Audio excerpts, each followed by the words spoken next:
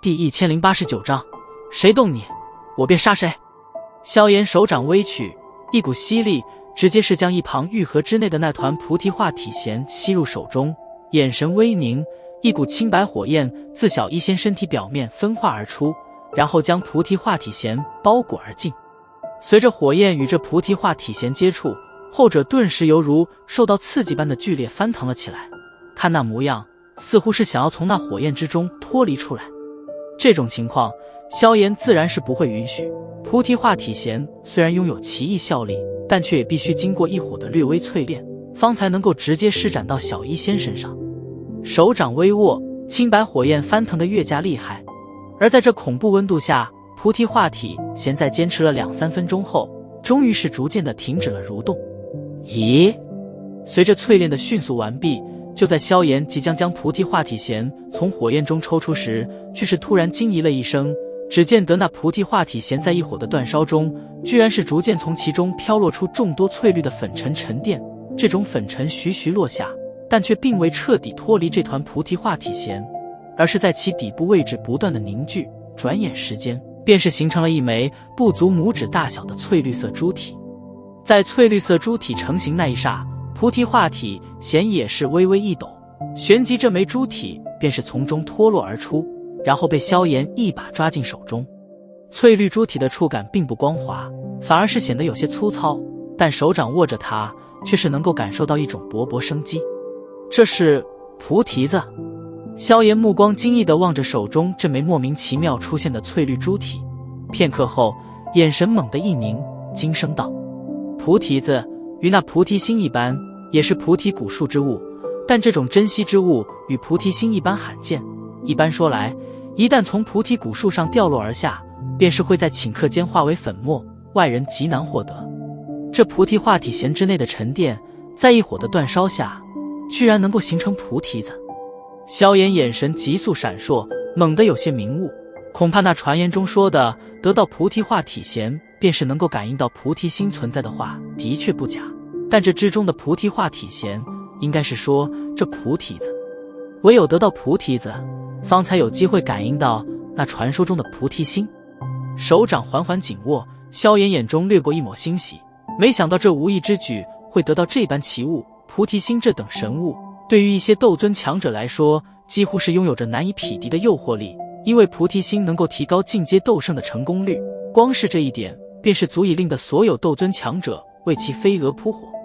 至于为何在得到了这菩提子后依旧没什么感应，萧炎此刻也没那时间细细研究，手掌抓住悬浮在一旁的那寒玉盒，然后小心翼翼地将这枚菩提子放入其中，收进那戒。这东西太过珍贵，若是传了出去，恐怕会造成不小的骚动，甚至一些隐世的斗尊老怪都是会被这吸引出来，到时候自己恐怕就真的是在劫难逃了。所以萧炎也是打定了主意，若是实力不够，还是尽量不要去寻什么菩提心，否则最后搞得得不偿失的话，那就实在是有些太凄惨了点。收好菩提子，萧炎目光飞快地看了一眼面前紧闭着双眸，身体不断细微颤抖的小医仙，然后从火焰之中将那团翠绿色的菩提化体弦抓出，深吸一口气，一把将之贴在小医仙光洁滑腻的平坦小腹之上。菩提化体弦刚刚碰触到小医仙的身体，便是在一阵悉悉索索声音中，顺着其肌肤毛孔悄然地钻进其身体之内。随着菩提化体弦的钻进，一股充满生机的翠绿之色顿时自其小腹处急速蔓延而出，几个呼吸间便是包裹了小医仙的整个身体。无数的翠绿色液体粘附在小医仙身体的每一个角落，而在这菩提化体弦的浸润下，先前因为毒气而丧失了一些生机的经脉肌肉等等，居然是再度焕发了生机，而且那生机的浓郁程度比先前更盛。不愧是菩提化体弦。察觉到小医仙体内迅速焕发的生机，萧炎眼中也是掠过一抹欣喜。菩提化体弦的效果出乎了他的意料，接下来便是化解那恶难毒力了。萧炎脸色再度变得凝重，双指并取，然后飞快地点在小医仙小腹处，而随着其手指的点动，那包围着灰气漩涡的清白火焰顿时分裂开一道缝隙，而一股股的翠绿色液体则是飞速顺着缝隙钻进，最后带着细微的咕噜声冲进灰色的毒气漩涡之中。随着菩提化体弦沾染，那充满死亡气息的灰色毒气顿时起了剧烈反应，灰气疯狂地翻涌，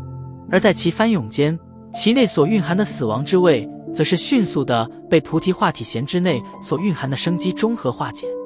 小医仙运转斗气，压缩毒气，形成毒丹。感受着灰色毒气之内迅速消失的死亡气息，萧炎顿时一声厉喝，喝声如雷，轰隆隆的直接传到了小医仙灵魂深处。在萧炎这般喝声之下，小医仙的灵魂也是恢复了许些清醒，然后连忙运转斗气，按照当初那毒丹之法上所说的方法，开始逐渐地压缩着那浩瀚的毒气漩涡。在小医仙的驱使下，那毒气漩涡也终于是逐渐开始对着中心位置的那枚魔核处凝聚而去。而在毒气的冲击下，那枚魔核也是开始释放出狂暴的能量，想要抵御住毒气的侵蚀。砰！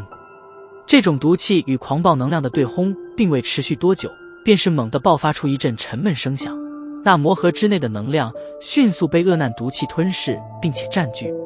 而伴随着毒气的侵蚀，那枚魔核居然也是开始变得浑圆起来，通体弥漫着一种灰色光泽。灰色的毒气漩涡不断的高速旋转，浩瀚的恶难毒气源源不断地对着那枚浑圆的灰色魔核之内涌出，而随着越来越多斗气的涌进，那枚魔核的体积也是在以一种缓慢的速度逐渐的缩小。呼，感谢上天！外界，萧炎感受到小医仙体内那井然有序的一幕，也是彻底的松了一口气，旋即一股疲乏之力涌上心头，然后直接四仰八叉的仰倒而下，一切都还算顺利。现在便安静的等着小医仙将那恶难毒气尽数吸收，而毒丹一旦凝聚，那么这恶难毒体以后也将会彻底在小医仙的控制中，再不会有无故爆发之举。他对小医仙的承诺，时隔数年，如今终于是完成了。在萧炎为小医仙解决恶难毒体问题时，那远离邺城的一片冰原深处的一座大殿中，却是隐隐有着淡淡的森冷弥漫而出。此行54人，回来者唯你一人，天蛇，这便是你带回来的交代。冰凉的大殿之中，守卫处一名白袍人影坐于冰寒王座上，一对不含情感的双眼瞥了一眼大殿中那匍匐在地的老者，平淡的声音却是令得大殿之内寒气骤升。谷主，此事并非属下之因，全是情报失误。那一群人中有着一名斗尊强者，属下此次能够逃回，也全是运气之故。大殿下的老者抬起头来，赫然正是那从天火尊者手中逃生的天蛇长老。斗尊？几星斗尊？闻言，冰寒王座上的人影眼中也是出现了一阵波动。应该只是1星斗尊层次，不然的话，属下也根本无法从其手中逃生。天蛇迟疑了一下，躬声道：呵，难怪能让天蛇这般狼狈，原来也是一名1星斗尊。苍老的声音突然响起，顺着声音来源望去，只见得在大殿一角，居然还有着一名身穿白色皮绒的老者。这位老者脸庞上挂着笑容，在说起斗尊时，并没有常人所有的敬畏。只是1星吗？冰寒王座上的人影微微点头，手指轻轻地点在宽大的椅背上，片刻后淡淡的道：恶难毒体，本尊志在必得，一名1星斗尊的话，倒还没那资格让本尊放弃。你可有那群人的去向？闻言，天蛇有些尴尬地摇了摇头，他逃命都来不及，哪还有时间去管那群家伙的去向？见到天蛇摇头，冰寒王座上的人影眉头微微一皱，一股令人心悸的寒意缓缓地在大殿之中弥漫而起。在这种连斗气都是会凝固的可怕寒意下，天蛇也是打了个寒战。结节，冰尊者不用发火，那群人的去处我们知道。寒意弥漫间，大殿中突然涌现许些诡异黑气，旋即黑雾缭绕，化为一道身影。黑雾蠕动间，隐隐间有着铁链的声音哗哗地传出。魂殿，你们竟然也会来我冰谷，还真是稀客啊！黑雾的出现并未令得冰寒王座上的人影有半点吃惊，只是淡淡的道：结节，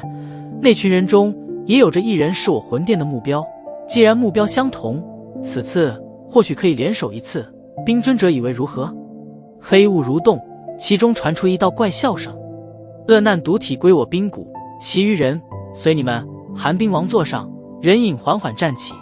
恐怖的寒气在其呼吸吞吐间化为寒流扩散而开。他瞥了一眼黑雾人影，轻声道：不愧是冰尊者，这般魄力远非常人难及。姐姐，既然如此，那便祝我们合作愉快了。